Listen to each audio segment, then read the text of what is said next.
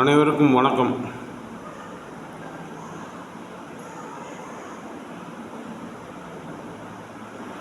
போட்டித் தேர்வு, அதாவது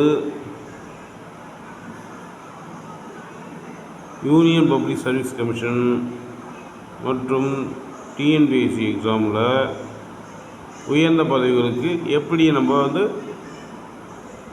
பாடங்களை தயாரிப்பது என்பதை பற்றி நான் ஒரு சிறிய உரை கொடுக்கலான்னு இருக்கிறேன். அதில் முக்கியமானது பார்த்தீங்கன்னாக்கா, நமக்கு இந்த உரை புவியியல் பாடத்திட்டத்திலேருந்து அனைத்து பாடத்திட்டத்தையும் நம்ம கொண்டு வருவதை பற்றி எப்படி அப்படின்றத நான் சொல்ல போகிறேன். இப்போ புவியியல் பாடத்திட்டத்தில் இந்தியாவுடைய இயற்கை அமைப்பு அப்படி என்று எடுத்துக்கொண்டால் அதில் ஒரு பகுதி தக்கான பீடபூமி. தக்கான பீடபூமியை பற்றி நம்ம பேசும்போது, தக்கான பீடபூமி எந்தெந்த ஏரியாவை நம்ம கவராக செய்து இருக்குது, எந்தெந்த ஏரியா ஃபுல்லாக தக்கான பீடபூமி ஆக்கிரமிச்சுள்ளது, அதை பற்றி பேச போகிறோம். அப்படி பேசும்போது தக்கான பீடபூமி ஆண்ட மன்னர்களோ ஆட்சியாளரை பற்றியோ படிக்கிறது நம்ம வரலாறு கொண்டு வந்துடலாம். அதே சமயத்தில் அங்குள்ள தாவரங்கள் அமைப்புகள், மரங்கள், அதனுடைய செயல்பாடுகள் எப்படிலாம் சுவாசிக்குது, எப்படிலாம் உணவு தயாரிக்குது அப்படின்றத பற்றி பேசும்போது நம்ம தாவரங்களை பற்றி படிச்சிடணும்.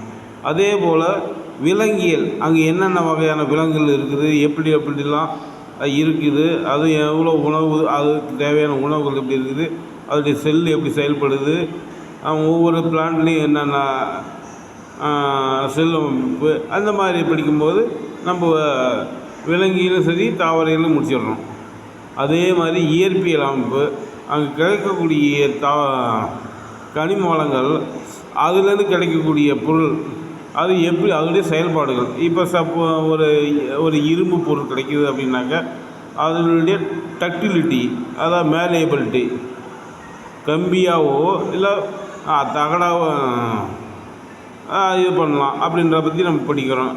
அப்போ அங்கே கிடைக்கக்கூடிய என்னென்ன இதெல்லாம் கிடைக்குது, இது அட்டாமிக் ஃபிசிக்ஸ்க்கெலாம் ஒத்து வருமா, அணு ஆற்றலுக்கு தயாரிக்குது, அணு ஆற்றலுக்கு தேவைப்படுமா, அணு ஆற்றல் தொடர்பான இதெல்லாம் தேவையாக இருக்குமா அப்படின்ற பற்றி படிக்கும்போது நம்ம அந்த பகுதியும் படிக்கிறோம். அப்போ ஒரு இயற்பியல் கோட்பாடை பற்றி நம்ம தெரிஞ்சுக்கிறோம்.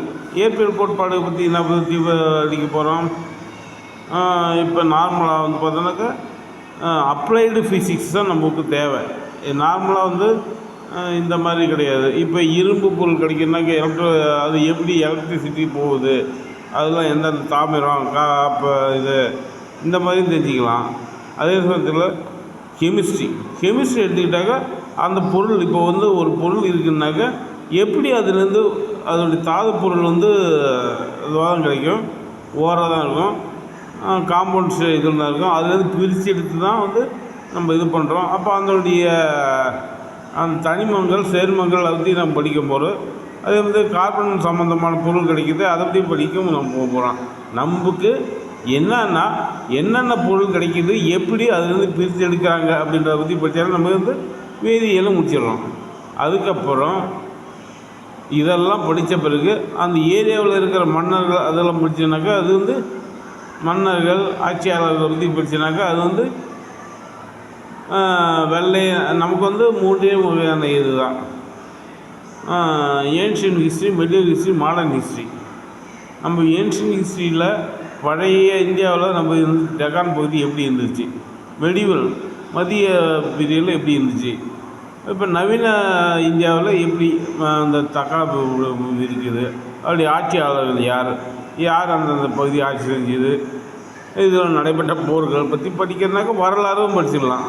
அதே மாதிரி இந்திய அரசியலமைப்பை பற்றி படிக்கிறோம் அப்படின்னாக்கா இங்கேருந்து போயிட்டு அது எப்படி மாநிலங்கள்லேருந்து பிரிக்கப்பட்டது, அந்த மாநிலங்கள்லேருந்து பார்த்தீங்கன்னாக்கா என்னென்ன இதெல்லாம் அரசியலமைப்பு சட்ட திட்டங்களை கொண்டு வந்தாங்க, எப்படி இந்த மாநிலம் இந்த தக்கான பீடபூமியிலேருந்து எப்படி மாநிலங்கள் உருவாச்சு, இது மாதிரிலாம் படிச்சனாக்கா நம்ம இந்தியன் கான்ஸ்டியூஷன் பற்றி கவரிங் பண்ணிடலாம், அரசியலமைப்பையும் கவர் பண்ணிடலாம்.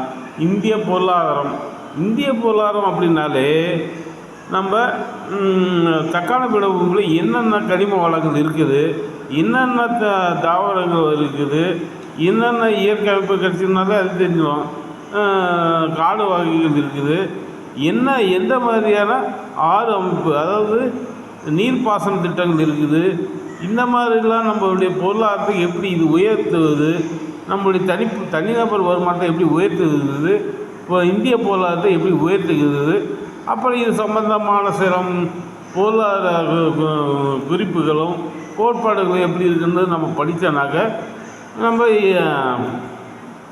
பொருளாதாரத்தை முடிச்சிடலாம். அதாவது நம்ம இந்த புவியியல் அப்படி என்ற ஒரு இதுலேருந்து தக்கான பீடபூமி என்ற பகுதியை மட்டும் எடுத்துக்கொண்டு பார்த்தாங்கன்னா புவியியலும் முடிக்கலாம்,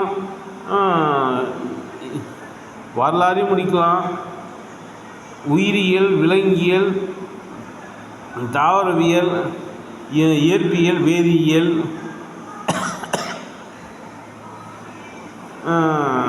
இந்திய அரசியலமைப்பு, இந்திய பொருளாதாரம் அனைத்துமே இந்த ஒரு பகுதியிலேருந்து வச்சு முடிச்சிட்டோம்னாக்க நம்ம இந்த ஒரு பகுதியையும் படிக்கும்போது நமக்கு ஒரு முழுமையான அந்த பாடத்திட்டத்தினுடைய அறிவு நமக்கு முழுமையாக கிடைச்சிடும். இதே மாதிரி நம்ம இந்தியாவில் இயற்கை அமைப்பு ஒவ்வொரு பகுதிக்கும் நம்ம இப்படி படிக்கும்போது நமக்கு அனைத்து விவரங்களையும் நம்மளால் மனப்பாடம் சொல்வதை விட அனைத்து விஷயங்களும் நம்ம தெரிந்து கொள்ளலாம், மிக எளிதில் தெரிந்து கொள்ளலாம். அப்படி இருக்கிற சூழலில் இப்போ இயற்கை அமைப்பு பார்த்தீங்கன்னாக்க சில பகுதியில் மட்டும்தான் அதிகமான விஷயங்களும் கேதர் பண்ண வேண்டியதாக இருக்கும். சில பகுதியை பொறுத்த வரைக்கும் நமக்கு முக்கியத்துவம் தர வேண்டிய அவசியம் இல்லை. இப்போ வெஸ்டர்ன் காட்ஸ், மேற்கு தொடர்ச்சி மலைகள் என்னன்னாக்கா அங்கத்துடைய கான்ஸ்டியூஷன் அமைப்பு தேவையில்லை. ஏன்னா அங்கே மக்களும் அதிகமாக இல்லை, அதை பற்றி பேசவும் போதில்லை. ஆனால் அதனுடைய பொருளாதாரம் முன்னேற்றம் எப்படிலாம் பயன்படுதுன்றதை பற்றி அதை தெரிஞ்சுக்கணும். அதேமாதிரி அங்கே இருக்கிற விலங்குகள், தாவரங்கள் அந்த மாதிரியும் தெரிஞ்சுக்கிட்டால் போதும். இவ்வளோ இந்த மாதிரி படிச்சுக்கிட்டால் போதும். இதேமாதிரி ஒரு பாட்டாக ஒரு இயற்கை அமைப்பு இருக்குல்ல, அது மாதிரி தெரிஞ்சுக்கிட்டோம்னு வச்சுக்கலாம், அவங்க போட்டித் தேர்வுக்கு மிக எளிமையாகவோ அருமையாகவோ தயார் செஞ்சுக்கலாம் நம்மளை. நன்றி.